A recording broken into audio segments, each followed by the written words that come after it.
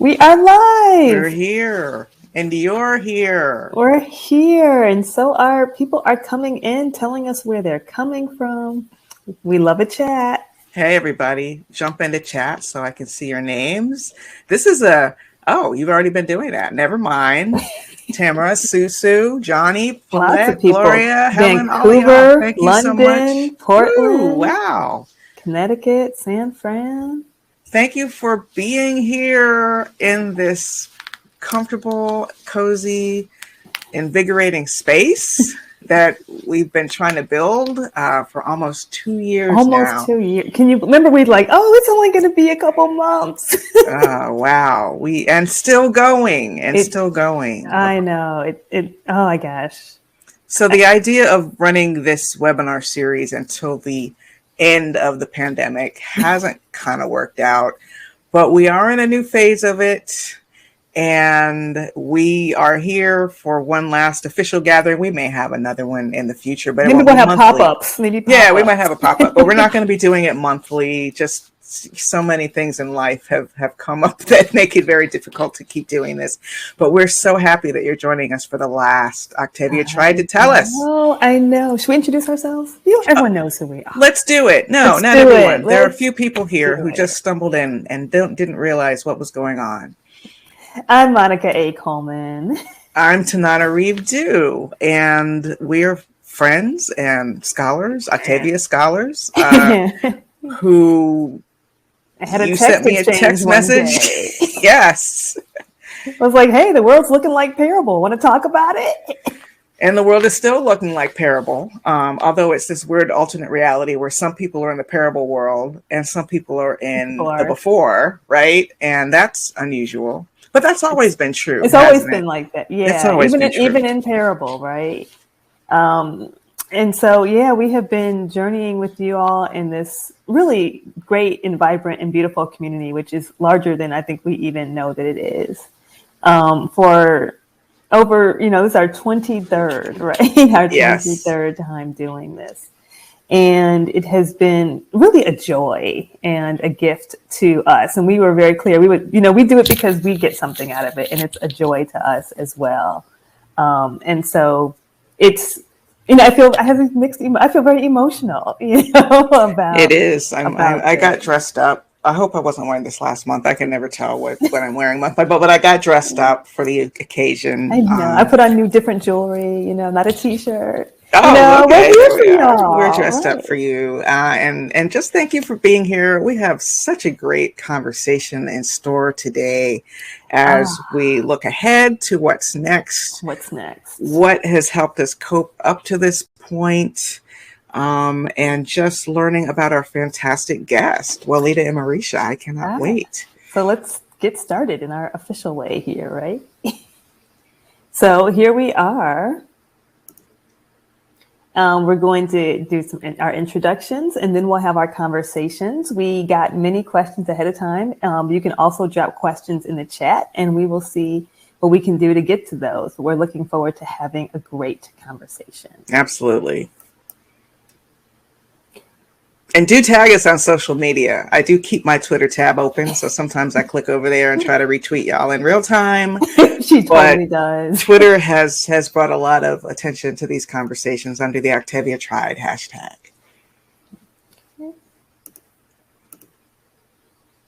I am excited to introduce my friend, my colleague, my partner in this project.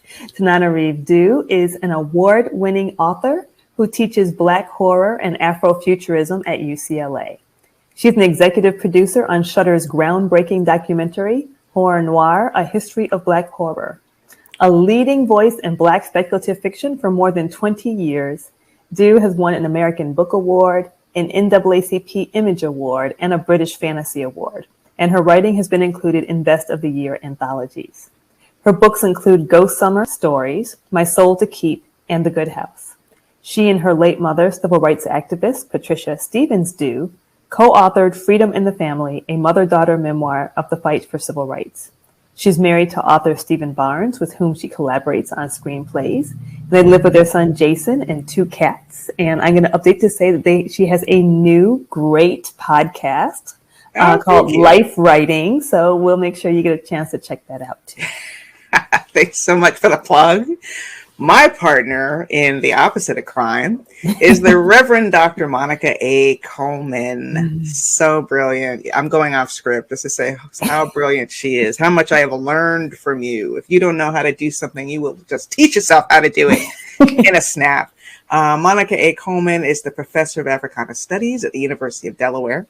She's also an ordained elder in the African Methodist Episcopal Church, an initiate of traditional Yoruba religion. She works at the intersection of faith, culture, and social justice. I love all those things. She's the author or editor of 6 books and several articles and book chapters that focus on the role of faith in addressing critical social and philosophical issues. Her book, Making a Way Out of No Way, A Womanist Theology, is required reading at colleges and universities around the country, as well it should be. Her memoir, Bipolar Faith, A Black Woman's Journey with Faith and Depression, is coming out in paperback. Isn't that just out in paperback? Or coming out? Coming out in a couple weeks. Couple weeks in paperback. Don't miss that. Received the Silver Illumination Award in 2017. Dr. Coleman speaks widely on religious pluralism, religion and mental health, sexual and domestic violence, and navigating change, which is really what brings us all here. She lives in a lively intergenerational household where she is an avid vegan cook and cyclist. So that's who we are. And what a guest. Will you please introduce Walidah? I will. And I'm just praying Walidah will tell me when she comes on if I'm saying Imarisha correctly. I believe I am. But Walidah Imarisha is an educator and a writer. She's the co-editor of 2 anthologies, Octavia's Brood, science fiction stories from social justice movements, and Another World is Possible. Imarisha is the author of Angels with Dirty Faces, 3 Stories of Crime, Prison, and Redemption, which won a 2017 Oregon Book Award, and the poetry collection Stars. She spent 6 years with Oregon Humanities Conversation Project as a public scholar facilitating programs across the state about Oregon Black history and other topics. In 2015, she received a Tiptree Fellowship for her science fiction writing. Imarisha currently teaches in Portland State University's Black Studies Department and is the director of the PSU Center for Black Studies. I didn't even know that. That's fantastic. In the past, she has taught at Stanford University, Oregon State University, and the Pacific Northwest College of the Arts. Welcome, welcome, welcome to Walidah. Oh, and look, she's appeared just like me. Am I pronouncing Imarisha correctly? Yes, perfectly. Thank goodness. As a Tananarive, you can understand. I am very sensitive about these things. We are so excited to have you here. I'm so honored. I'm so honored. Y'all's webinar has been giving life to so many people during this pandemic. And I was like, well, who are they going to have next month? And then y'all were like, it's you. I won. So, well, I'm just happy you could join us here. You have so many dynamic things going on. You have such a great and fascinating vision. So you're really the perfect guest. And plus your co-author, Adrienne Marie Brown, has been on a couple times. So it only makes sense. We need to round it out. And, we really wanted to have our last conversation be about what's next, right? Yes. About the future, about how we're living into, the old normal is gone, hopefully, kind of. Namely, right? and how we're living into the future, how this has changed us, and how we can envision more just futures. And you seem like just the right person to talk with about this. Yes. I'm excited and honored to be here. So thank y'all. Yes, because one of the things that I know from conversations with you and your work is that you are very, very concerned with the question of prison abolition and imagining a different future, literally as it pertains to our so-called, quote unquote, justice system. And I have a lot to learn about that. I still get up and like, Donald Trump needs to be in jail. But at the same time, I understand the power of imagination. And we have to be able to have this conversation without fogies like myself having shut minds, being like, but it's this way, it has to be this way, bad people have to go. So that's just one of the things we'll talk about today. in terms of building a just future. We also have a lot of great questions from you, our viewers, in terms of Octavia's work, how to teach her work, how can we overcome our personal problems to build community when so much of what we're dealing with is on an individual basis. So many crises and so many traumas are individual. How do you move past that to build healthy community?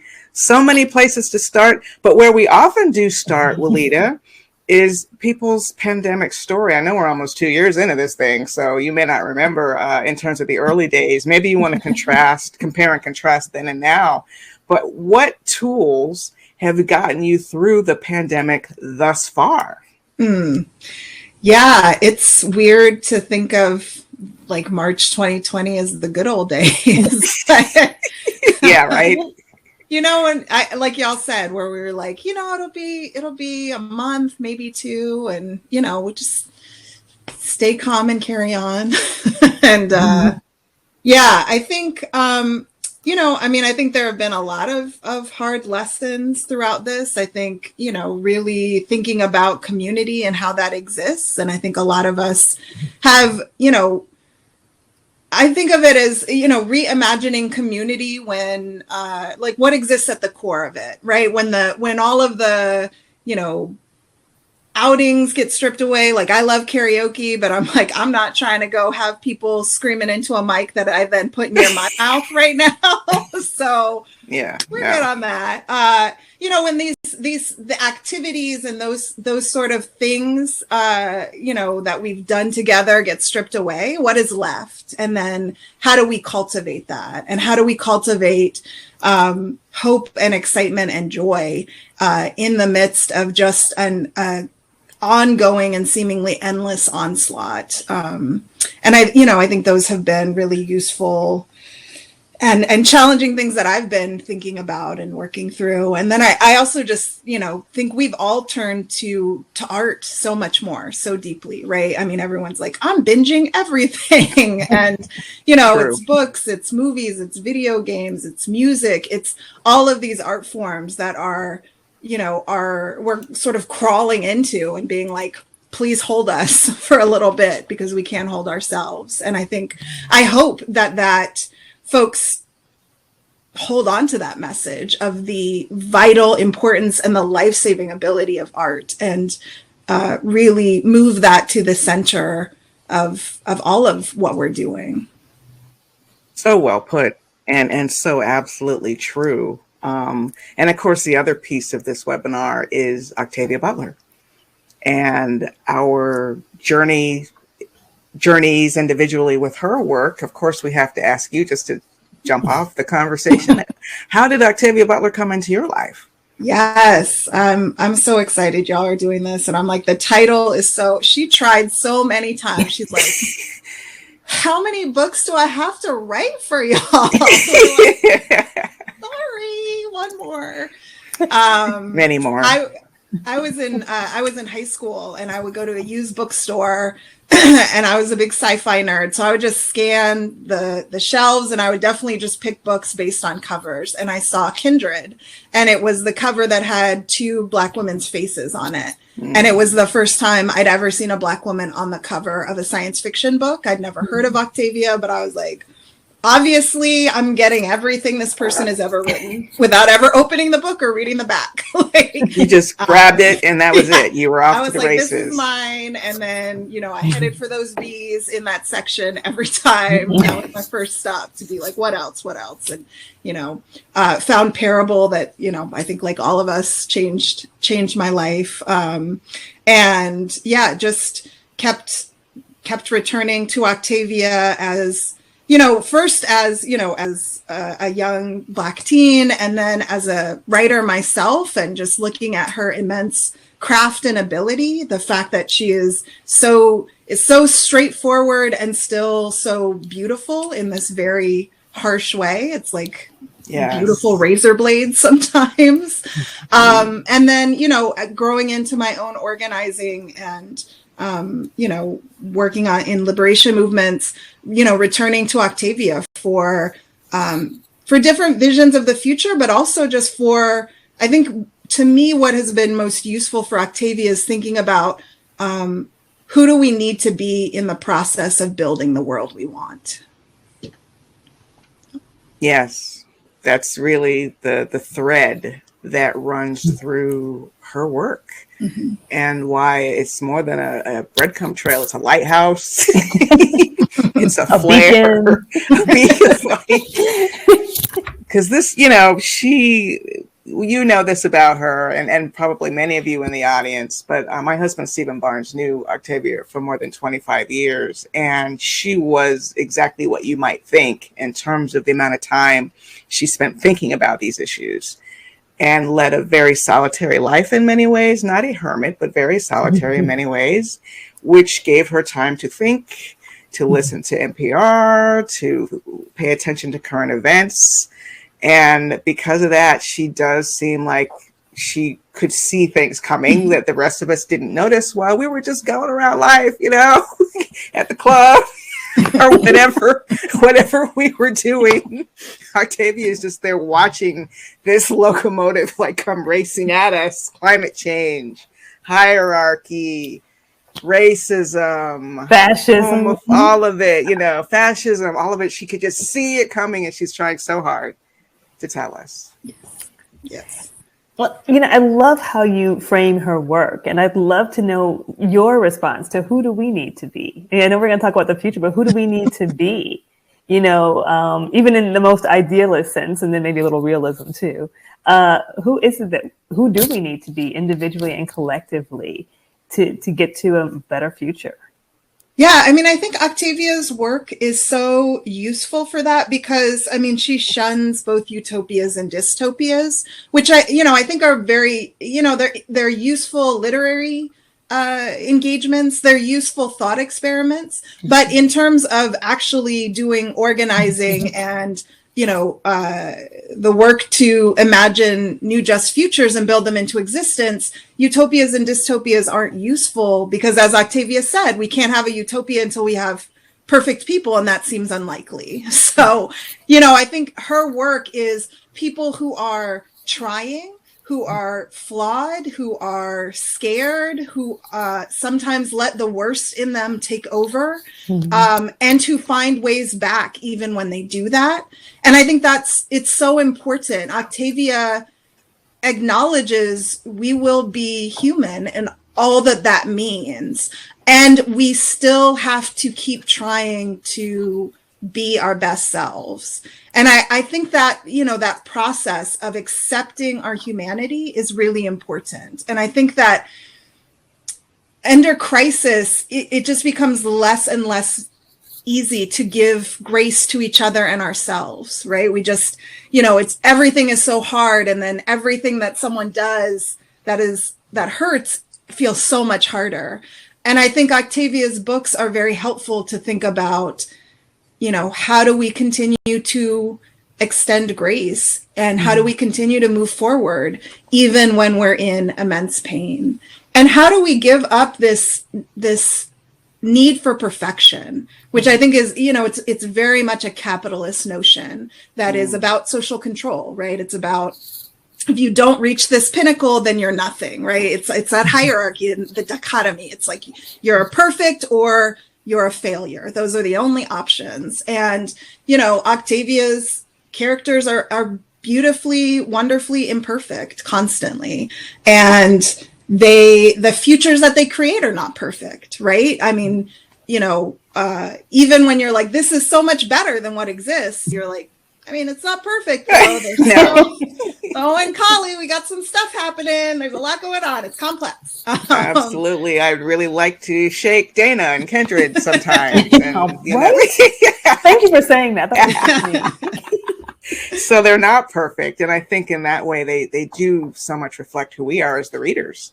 And maybe that's one of the reasons that we engage with her work so much, because we see our own flaws within those characters who sometimes are not showing grace the way they need to show grace, and who aren't acting out their best selves, even as they try to build a better world in their stories. Yeah, reading Parable of the Talents, it's okay for us to do so. Yes. You're right. We assume everyone It's not, and it's not, Octavia isn't like that. Like, don't tell me the end. And I'm you like, can know the end and still want to reread it. It's not that's not the kind of books they are. I mean, right. it's more the journey than the destination, I would say. Yeah, I mean, I think Parable of the Talents was hard. I mean, it was hard for me and everyone I've talked to read because we loved Lauren Olamina so much. And, you know, as a Black girl, as a Black teen, when I read it, I was like, that's who I want to be. Boom, right there, roadmap. All I got to do is be Lauren Olamina and we gonna get free, y'all. And then you read Parable of the Talents, you're like, oh God, what? But she's good.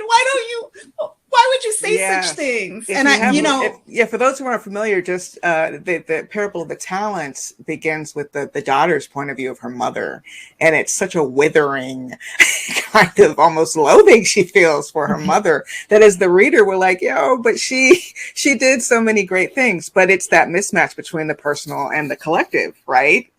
That her daughter was raised to believe that her mother was a bit monstrous.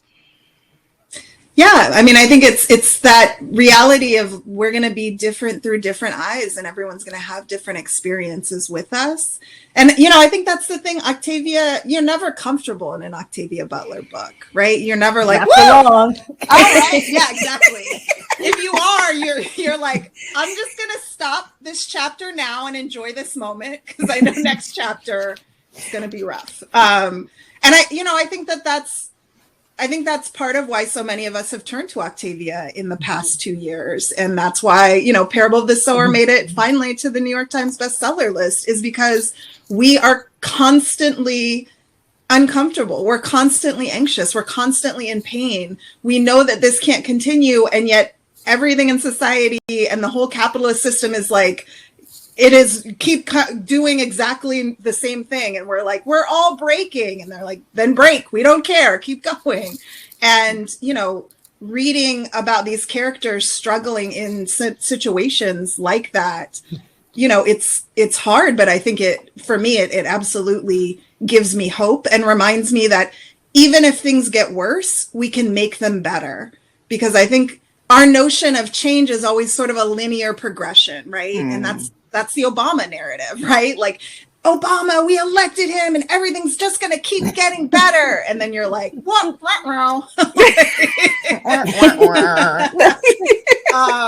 And that's why, you know, I think it's important to have folks like Octavia who's like, yeah, things might get worse. They may get much worse. And you know what you're going to do? You're going to keep fighting. You're going to keep dreaming and you're going to keep being better and doing better. And that's it. And you're like, okay. I'm gonna take that. Right. Even the end, speaking of spoilers, the end of Parable of the Sower, which, you know, I've talked about this before, but it just encapsulates so much of what I think the reader's journey is with her. Such a tough book to read. Like, I mean, I could only read a couple pages at a time when I started, then got stronger as I went. I could read whole chapters at a time, but I was devastated at the end by that Parable of the Sower, the idea of like planting that seed, because it's like they just got burned out in this very spot. His sister, his bones are buried somewhere here in the rubble. And you're going to settle here in this cursed place. This is where you're going to build your Earthseed community. That's the end. And I was just sobbing, both out of terror for them and out of, if we're going to talk about Obama, the audacity of that hope. That Lauren and that Earthseed group had to even try to plant their community there in that spot. And that's kind of where we are, the audacity of the hope that we have to try to build something better and beautiful out of this growing rubble around us.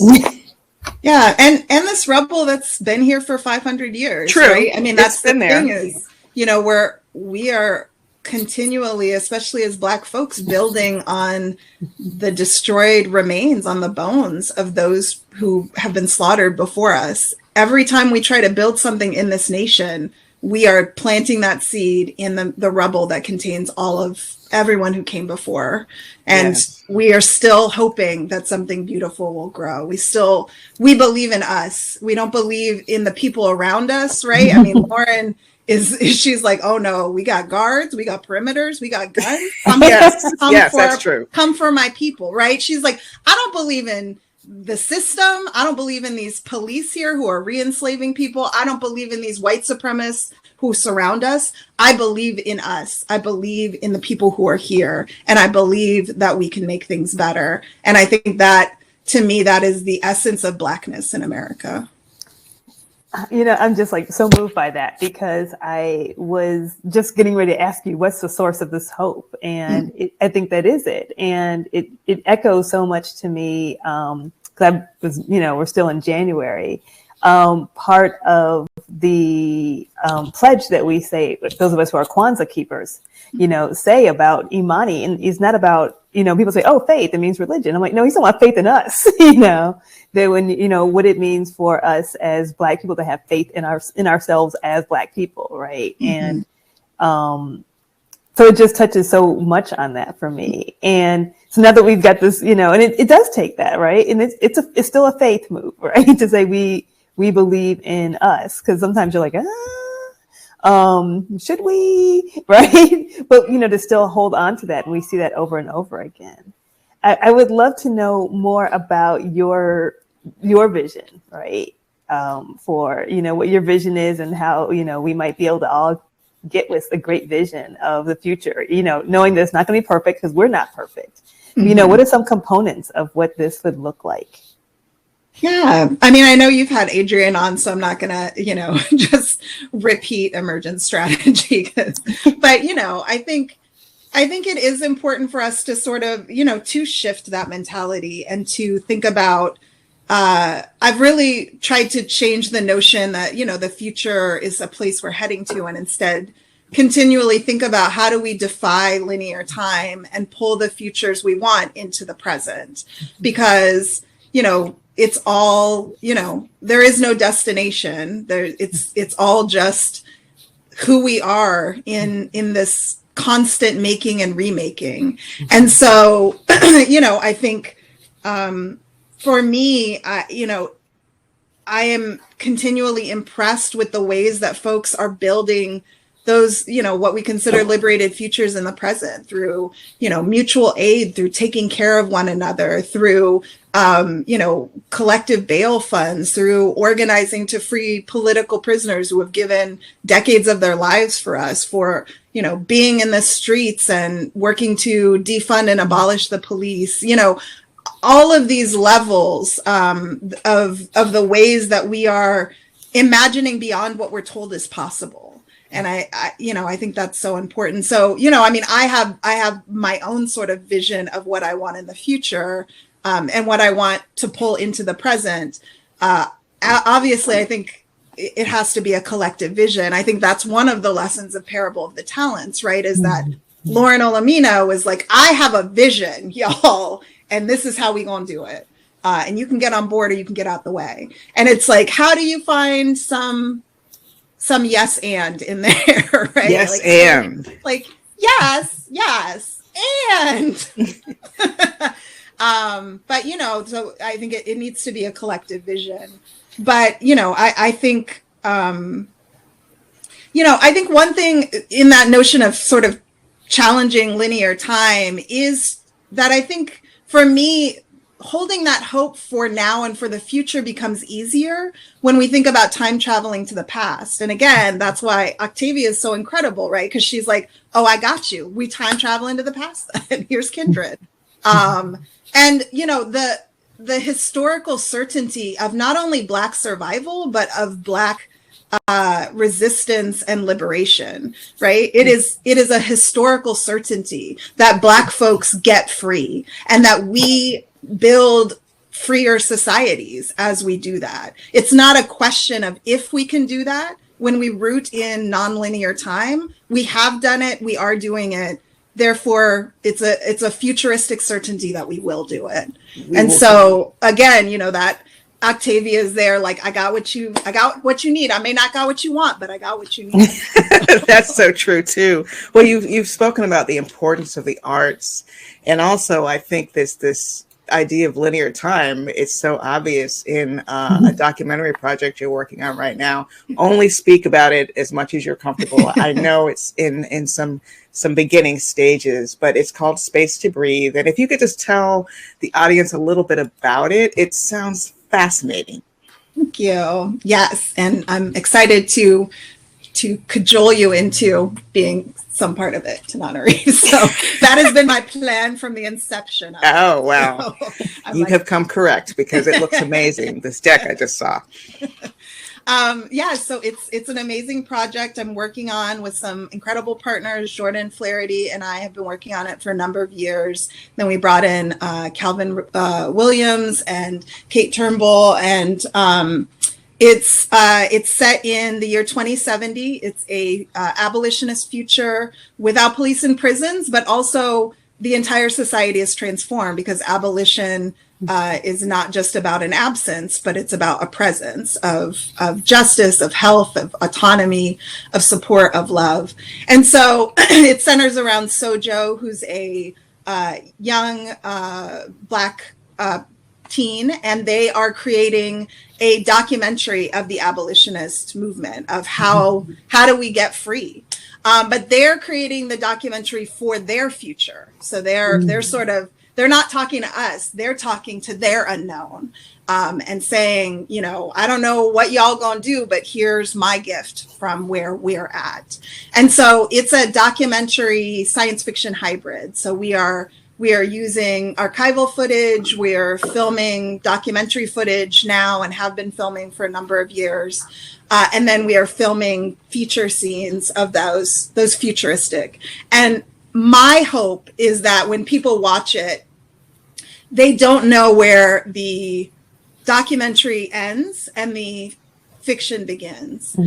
Because I believe abolition is absolutely possible. And I think that this white supremacist heteropatriarchal capitalist system, where to Bell Hooks, RIP, has instilled in us and worked so hard to tell us it's impossible, because they are terrified of abolition. And so my hope is that folks will watch this documentary and be like, well, I don't know what's real and what's not. Therefore, everything seems real and possible. And so this future seems absolutely possible, because I don't know where it stops. So let's just do it then. That's so beautiful. The comments are lighting up with people just so excited about that. And this aspect of not knowing what's real footage, real documentary footage, and what is faux documentary footage, sort of blending the lines between past and present, is such an important notion. And I was really struck. I wish I could remember who it was on Twitter who first said, it's fine if you don't think abolition is possible. Fine if you can't think of all the ways it would happen. Just let yourself have the imagination to think, what if it were possible? If it were possible, what steps would we take in that direction? You don't have to swallow the whole thing. Just like open your mind and let the imagination end. And that's where art is very powerful. And I think your documentary can be very impactful. Documentary/film. Thank you. And I mean, I think that to me is the power of speculative fiction, right? Because people enter into that space open. They already enter in, unlike any other genre, they're like, I can question everything I believe at this moment. Gravity, fine, doesn't exist, right? Like evolution, like of humanity, gone. Like all of these things, people are ready to relinquish. And I've really found, science fiction and speculative fiction to be a perfect space to engage folks around abolition, because it is a place where people will let go of those things. If you bring it into the real world and you start there, it's very hard for folks, because we've all been conditioned by the system that we cannot exist without police and prisons. It's an impossibility. But if you say, all right, let's go to this planet, far, far away, and there are green, blobs, and they don't have prisons? How do they keep people safe? How do they address when people do harm? And folks are like, well, that's really interesting. How would they do that? You know, they're not like, that'll never happen. Because they're like, I mean, they're green blobs. It's already never going to happen. So why not go with it? Exactly. And, you know, and it's true, you know, speculative fiction writers, Afrofuturists, Octavia's Brood is a perfect example, which you co-edited, which was people who were working in social justice spaces, many of whom I don't think had ever written fiction before, right? Mm-hmm. And then here's an anthology of their work, which just shows you the degree to which they are already futurists. They are already writers because their art is out in the streets. It's organizing. It's having the vision to pull people around them. But that is the same kind of vision and art that works when you're writing fiction. And it blends those lines between what is reality and the possible becoming reality. So I'm just very excited about everything. You know, this is now the educator in me, right? So you mentioned abolition. You know, I don't want to assume that we're all know what we're talking about when you say that. So can you give us, you know, a quick primer on what you mean when you say abolition and some of our imaginings for that? Thank you so much for that, Monica. It's like, that is a great reminder. Yeah, I mean, I think, you know, abolition, I think a lot of folks think about it as the abolishment of police and prisons, or the carceral systems, these, you know, what we consider to be the criminal justice system, or the criminal legal system, as I say, because there's no justice happening. Right. You know, but, you know, and so folks choosing that name absolutely chose it to connect to the abolitionist movement against slavery, right? To be clear that prison, you know, is an extension of slavery. And so this notion of abolition, pulling from W.B. Du Bois's framework of abolition democracy, the idea of it's not just enough to abolish an unjust system, you have to institute justice in its place. And so, you know, Du Bois argued that slavery was never actually abolished. It just ended because Black folks never got true justice for that atrocity that was committed against them. And, you know, so I think that same framework is true for abolition. So, you know, Alexis Pauline Gumbs, who's a brilliant Black feminist visionary writer, otherworldly,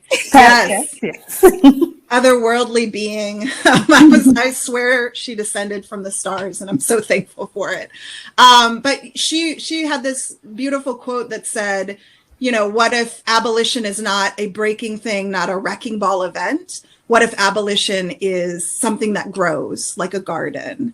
And I think that notion is really powerful. To me, abolition is about, you know, bringing down and dismantling all of the systems that oppress us, that keep us from being our full true selves, but doing so to create space to cultivate those things that do, you know, allow us to be our full, you know, embodied, self-determined identities. And so to me, abolition, police and prisons are sort of the most outward sign, but abolition affects every aspect of society. It affects education. It affects, you know, economics. It affects healthcare. It affects everything.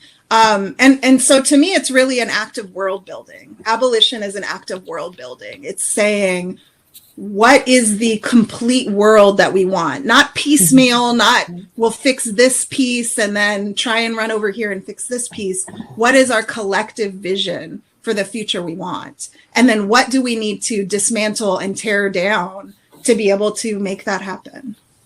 Right. And in some ways it's harder, right? I mean, or at least it's new and uncomfortable to say, how do we, you know, interact with each other, the best and worst of ourselves, without being punitive. Yes. Right. Yeah. And so I guess, you know, my first thought was how we do that maybe in families first, right? Because even that's a kind of unlearning for many people. Yes. And then to say, okay, if I can do it in my family, then I can do it in this context and I can do it in that context. But, you know, I say, you know, it takes more time. You have to have more conversations. You know, you know, you won't get where you were trying to get to on time. if, right, you know, it requires a deeper love. You got to turn off the voices in your head because we automatically, at least I find, you know, channel the past, right? Because of its own, just because of familiarity, right? So I'm like, if that's what it takes in my family, you know, then that's something that we all, it's harder, right? Not impossible, but harder. Yeah, I think it's harder in different ways, right? Like hard because it's new. Maybe that's what I mean. Yeah, really. I mean, it's a trade-off because I think, you know, at the end of the day, I feel like, you know, yeah, when you've had a difficult conversation with someone you love, that wasn't just like, why would you do this? You're a terrible person and I never want to see you again. But like, I love you. I know you love me. This was super hurtful. What are we going to do about that? You know, that may take longer. It requires more vulnerability, right? And I think that's the thing. I think part of why it's harder is that we view vulnerability as weakness, right? And so it's terrifying to us to be vulnerable, even with people that we love. But I think at the end of the day, the feeling that you have when you've worked through something with someone rather than just been like, I'm done with you, you're trash, is, you know, to me, I'm like, this is who I want to be. And I don't like, you know, the feeling of when I don't come from that place, when I'm so, you know, hurt and, you know, overwhelmed and scared that I can't do that, the feeling of, you know, not being the person I want to be, that lasts with you. And it's so much harder than, you know, a 2-hour conversation. So beautiful. I just think societally, empathy is an important factor. I'm trying to think of like, what are our human traits that are really standing in the way of genuine change? I mean, abolition is one version of that change. And there are a lot of other things in concert with that would also have to change in order for abolition to flourish and exist, right? But what human traits, besides lack of empathy, that is such a big one. And I think that's why she chose empathy for Lauren Olamina in Parable of the Sower, because it does almost make her a superhero, that she literally feels the pain of other people, whereas we walk past people in all kinds of pain, whether it's physical, emotional, and don't see it, don't engage with it. Don't feel it. Don't feel it. Yeah. What other human traits has Octavia tried to help us fix so that we can stay moving in the right direction? Yeah, I mean, I think that empathy one is so important. And, you know, it's like, again, Octavia tried to tell us, not just once, but over and over again, like every single one of her books pretty much includes forced empathy, right? And it's never something people choose.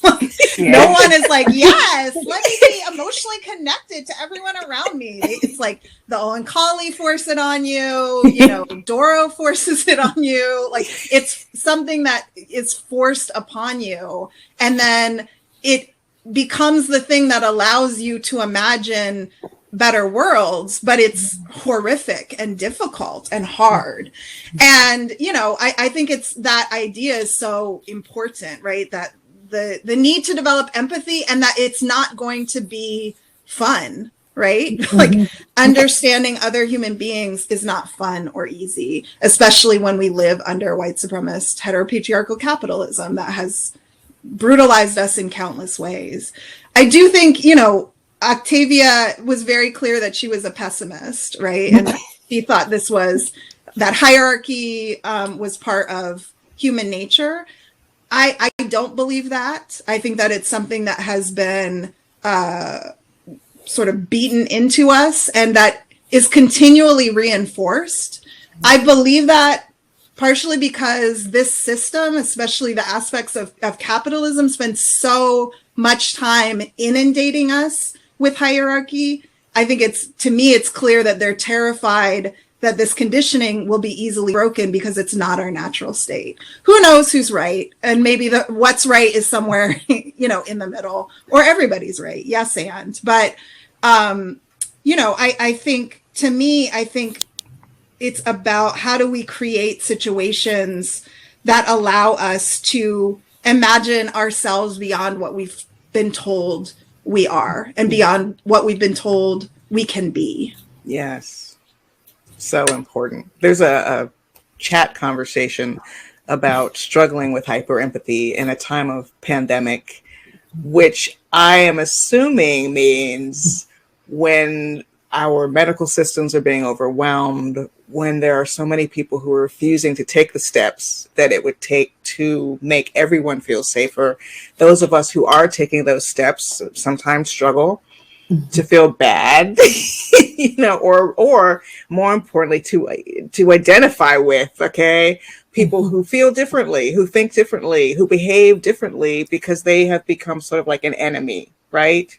If this is a kind of a social warfare. So I don't know if any of us have any thoughts on how we struggle with our own empathy at a time when it feels like other people, strangers on a daily basis, are in the act of committing harm. Yeah. I mean, I also think hyper empathy actually probably is just the natural state of humanity, right?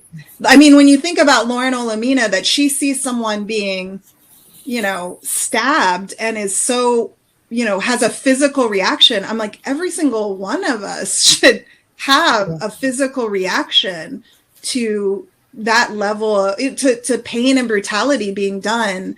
And I think, again, we have lived in this system and been born in it that dulls that from the minute we've gotten here, to try and cut us off from one another, to try and say, you are all alone. No one else cares about you. You're powerless. You're isolated. There's nothing you can do. There's no point in resisting. It's like the 1984 syndrome. We've all got that cage with that rat strapped to our face. And they're like, there is nothing else. And, I think, again, to me, that is because they're so terrified that our natural state is to feel empathy for one another. That's why we're constantly pitted against each other. That's why we can't redistribute wealth under this current system, because if everyone had what they needed and we weren't in competition with one another, then we would all be like, hey, wait a minute. Why would we do things like this? This is terrible. Let's do things differently. So they're like, no, like, let's just keep you scrambling at the edge of survival, fighting like it's the terror dome against one another. Wow. And just to clarify in the chat, I think that the hyper empathy conversation was about feeling too much empathy. Laura is saying she's had to meditate 1 to 2 hours a day to deal with hyper empathy and grief, and then the other end of that spectrum is you shut it off like it's a spigot. So I just wanted to clarify that there are two ways to look at hyper empathy, obviously. In terms of introducing new generations to Octavia and her vision and the value of that. One of the questions you get is in teaching Octavia Butler.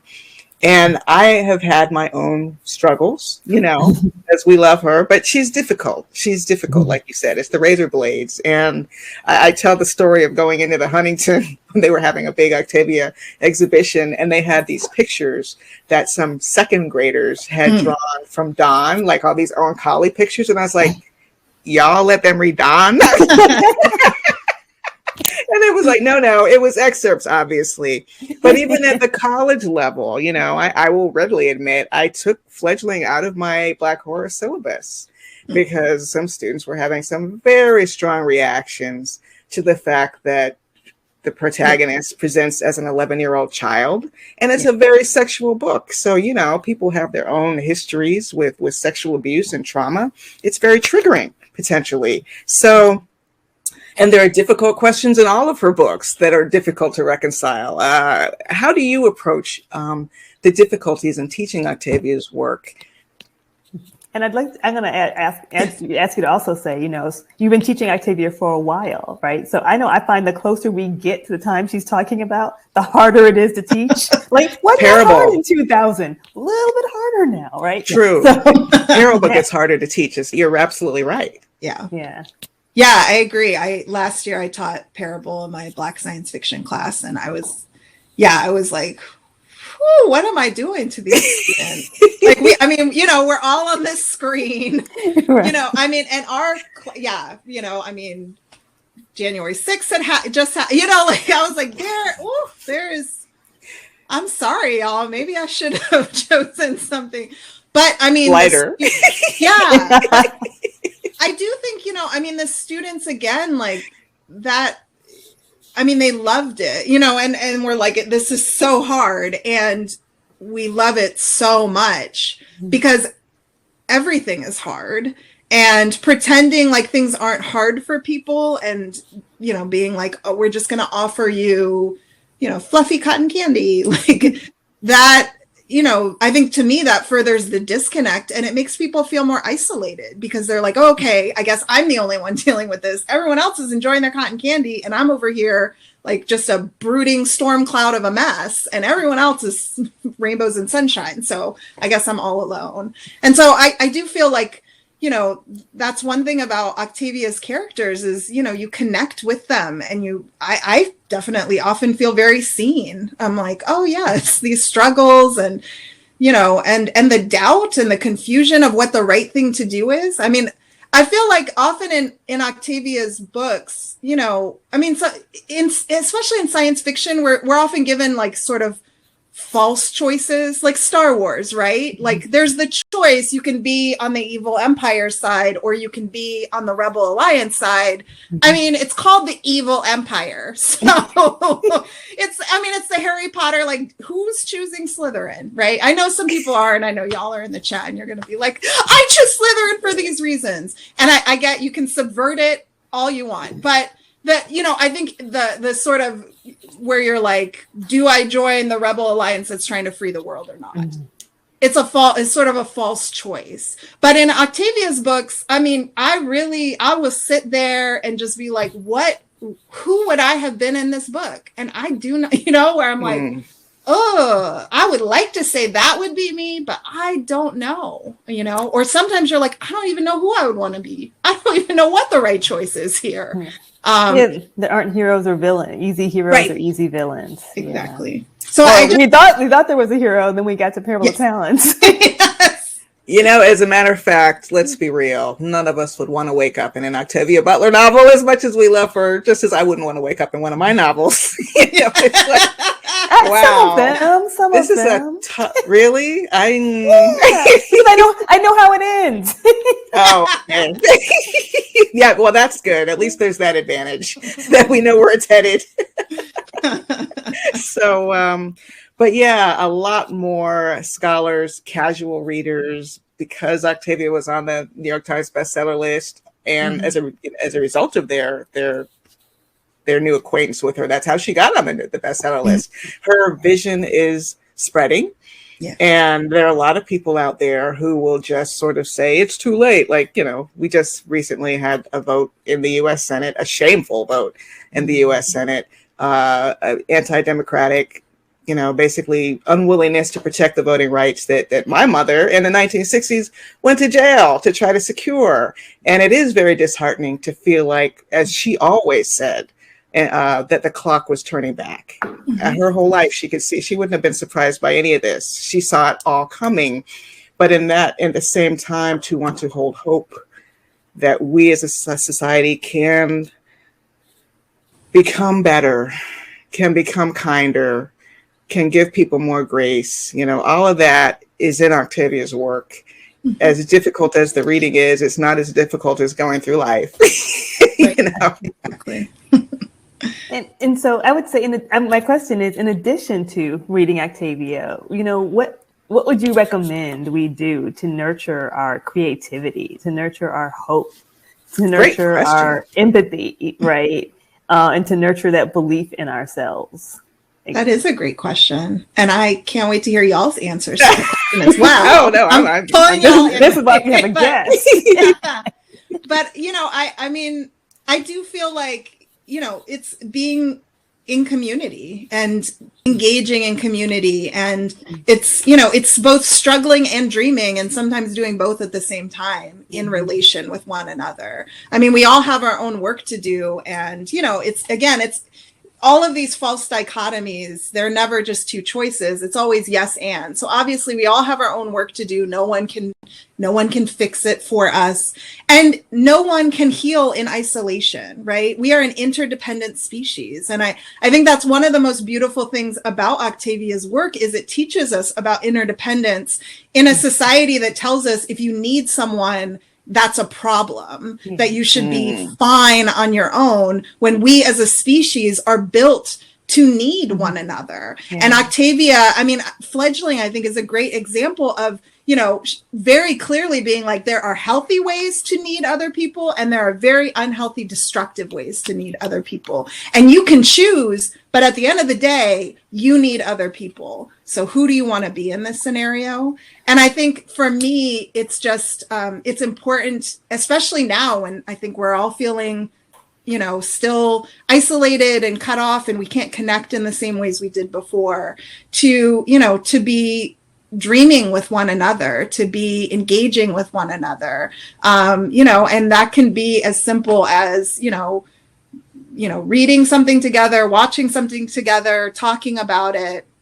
But, obviously in organizing movements, to be having space to imagine those futures we want. I think that's one of the things is, as you're saying, Tananarive, that, resistance always breeds repression. And so there will always be backlash by systems that are under attack because they want to continue to exist. They're not going to let you just, okay, yeah, go ahead, change everything. We spent centuries trying to erect in your way. Yeah, go ahead, that's fine.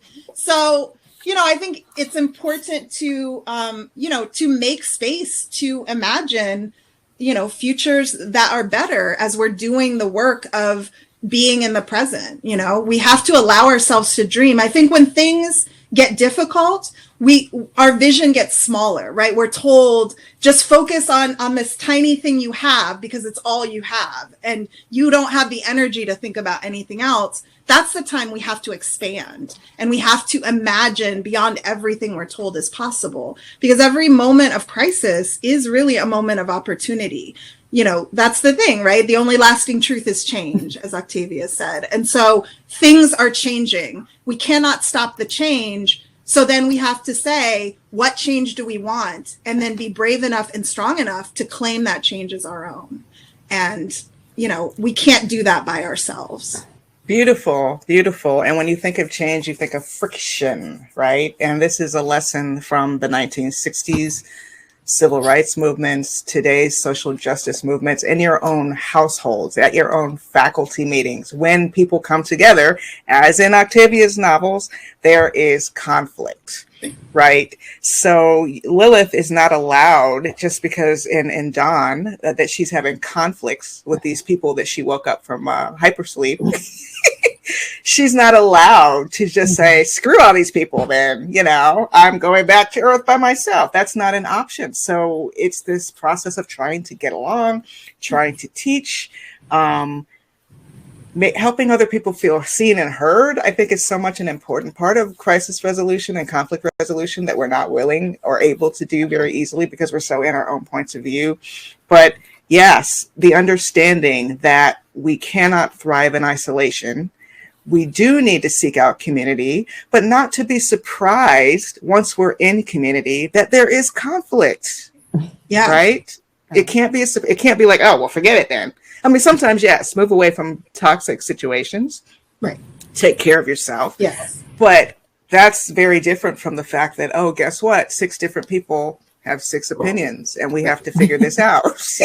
Right. Yeah. And to see that as a gift, Yes. that, I do a collective world building activity that originally I created with Morgan Phillips, who's in Octavia's Brood, an amazing trainer and organizer and writer. And, in it, folks come together and build imaginative worlds based on social issues that allow them to explore that. And we really challenge folks, for the time you're in this group, don't say no to anything. Find a way to say yes to everyone's ideas. And it's so powerful. And I think some of what it does is it alleviates the pressure, right? I've seen again and again someone be like, oh, I have this idea, but I don't really see how it'll work. And someone else is like, oh, what about this? And they're like, oh, that's perfect. I would have never thought that's perfect, And yes, to see that, when I'm in conflict, I really try to channel watching other people in those moments to be like, this is a moment for that. Like, whatever this person is saying, how do I see what we can pull together out of this that neither of us individually are seeing, but then together this new thing can come about. And so, it's really hard, and it's really hard when you're like, I'm being personally attacked right now. This is a problem. But it is an opportunity, again, as you said, if it's done in a healthy, way, not in a toxic gaslighting way or whatever. But it is an opportunity to grow, and growth is hard, and change is hard. I hate change. Right? Like, I'm like, that's, if nothing else, Octavia has given us countless things, but I'm like, I whisper to myself, the only lasting truth is change constantly, because I don't like it when things just stay the same. I do but, too. Rooting in that then means, being like, well, if it's coming and this is someone that I trust, let me at least be open to what they're saying, because change is going to happen anyway. So I might as well get together with people I trust and believe in to figure this out. Yeah. To shape change instead of being mad about it. Although I think we're all allowed temper tantrum moments. Yes. Yeah. It's a yes, and you can go have your little, feel like, exactly. I just need a 10-minute break. Like, I'll be right back. Right. Well, Walidah, this has been such a rich conversation. Amazing. Can you tell us more about where to find you? Oh, yes. Well, there I am. Walidah.com is my website. I'm on the Twitter and the Instagram and all the in the metaverse. And it's just most of it is just my name, Walidah Imarisha. So we can grab your books, your poetry. Yeah, my publisher, most of them are with my publisher, AK Press, and a lot of Adrian, my co-editor's books are there. So a lot of amazing people have great books. Wait with bated breath for this movie. Yes. I was like, breathe, because it's going to be a little bit. No, I believe me, I know it takes time, but anything worth doing is worth taking the time to do it right. So we can be patient and wait. Thank you so much for enriching us with your language, your vision, your spirit. In this, our last Octavia tried to tell us parable for today's pandemic webinar. Everyone who's here, you are like family to us in terms of the people who've been with us month by month, sharing in our struggles, our fears. Remember in 2020 when literally we just thought we were all going to die.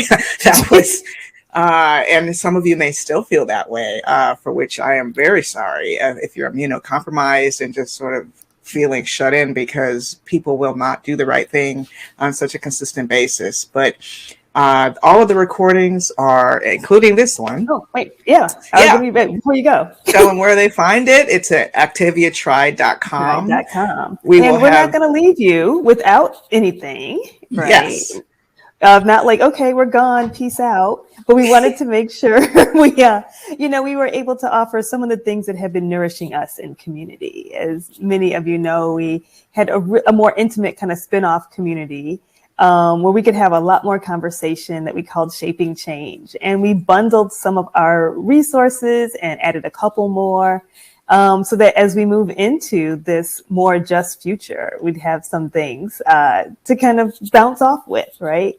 So we have this recording of an unpublished interview with Octavia Butler with Tananarive and Stephen Barnes and Octavia. You get to hear her laugh. So for that alone, she laughs a lot. Yeah, because you don't see her laughing in the pictures, but she does laugh in real life. She does laugh in real life. There's 7 steps of Octavia's method of shaping change. The Shaping Change e-journal for daily reflection, the Shaping Change creativity spark for guided writing prompts. And you can. Oh yeah, go ahead.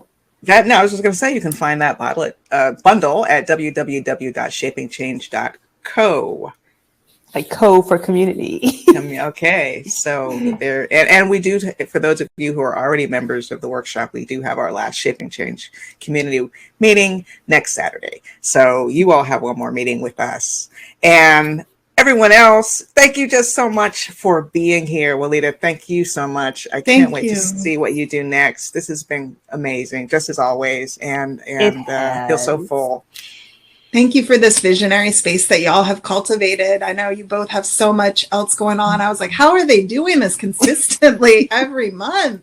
But it's such a gift for so many folks. So yeah, we appreciate you, and I'm excited for what else is coming. Great. Thank you, everybody in chat. I see so many familiar names. Giving everybody a big I feel cyber like we know hug. y'all hugs. Look forward to when we can see each other in person one day. So everyone, safely with masks. safely with masks, or whatever we need to be doing by then. Anyway, everyone have a great weekend. Dream of a better future, and take those first steps today. Exactly. More love, more grace. Take care.